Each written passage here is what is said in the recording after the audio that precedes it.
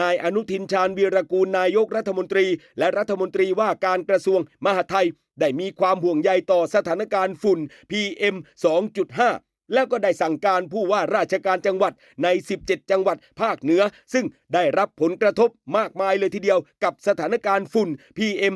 2.5 ในขณะนี้บอกว่าให้ยกระดับมาตรการเพื่อบรรเทาความเดือดร้อนของพี่น้องประชาชนในทุกมิติแล้วครับพร้อมทั้งได้ระบุอีกว่าการทำงานเชิงรุกนี้เป็นการวัด KPI ของผู้ว่าราชการอีกด้วยครับซึ่งทางรัฐบาลให้ความสำคัญสูงสุดเลยทีเดียวกับเรื่องสุขภาพของประชาชนพร้อมทั้งได้สั่งการให้หน่วยงานที่เกี่ยวข้องเร่งดับไฟป่ากันด้วยครับนำอากาศยานและโดรนมาใช้ในพื้นที่เสี่ยงรณรงค์เชิงรุกในชุมชนเพื่อลดการเผาแล้วพร้อมทั้งให้แจ้งเตือนประชาชนผ่านระบบเซลล์บรอดแคสต์ส่วนในระดับระหว่างประเทศนั้นกรมควบคุมมลพิษก็ได้ประสานความร่วมมือกับประเทศเพื่อนบ้านแล้วครับเพื่อเร่งลดจุดความร้อนหรือฮอตสปอตและบรรเทาผลกระทบจากหมอกควันข้ามแดนที่กระทบกับพี่น้องประชาชนคนไทยครับนายกรัฐมนตรีก็กล่าวอีกว่าตอนนี้ยังเร่งให้มีการแก้ปัญหาฝุ่นควันภาคเหนือโดยสั่งการ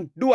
วนให้นายสุชาติชมกลิ่นรองนายกรัฐมนตรีและรัฐมนตรีว่าการกระทรวงทรัพยากรธรรมชาติและสิ่งแวดล้อมและปลัดกระทรวงมหาดไทยด้วยให้ไปลงพื้นที่กำกับดูแล 3-4 จังหวัดภาคเหนืออย่างใกล้ชิดแล้วครับแล้วเน้นย้ำว่าให้เข้มงวดเรื่องการเผาอย่างเด็ดขาดและเด็ดขาดครับแล้วนายกรัฐมนตรีก็เชื่อว่าถ้าบริหารจัดการในประเทศได้สถานการณ์ก็จะดีขึ้นครับในเรื่องของฝุ่น PM 2.5 ส่วนที่ลอยมาจากต่างประเทศนั้นก็ให้ประสานงานอย่างใกล้ชิดแล้วก็ให้จัดการคนเผาขั้นเด็ดขาดเลยทีเดียวครับทางด้านนายราเชนศิลปะรายะอธิบดีกรมฝนหลวงและการบินเกษตรได้สั่งลุยสนับสนุนภารกิจบรรเทาฝุ่น PM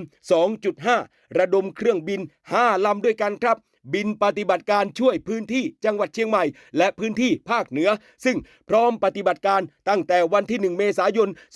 2569 นี่แหละครับเป้าหมายก็คือเร่งระบายฝุ่น PM